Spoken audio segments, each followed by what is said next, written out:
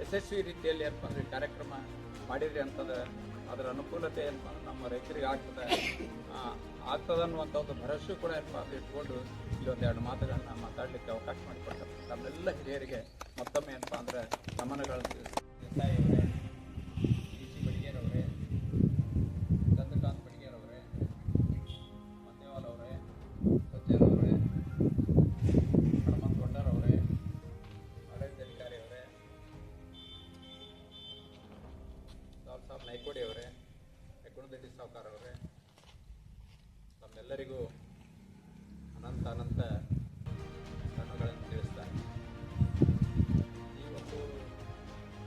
ಸರ್ಕಾರ ರೈತರಿಗೆ ಏನಪ್ಪ ಅಂದರೆ ಬೆಂಬಲ ಬೆಲೆಯನ್ನು ಸೂಚಿಸಿ 8,000 ರೂಪಾಯಿಗಳಲ್ಲಿ ಕೂಲಿ ಏನಪ್ಪ ಅಂದರೆ ಕುಟುಂಬಕ್ಕೆ ಸೊಸೈಟಿಗೆ ಒಂದು ಅಧಿಕಾರ ಕೊಟ್ಟು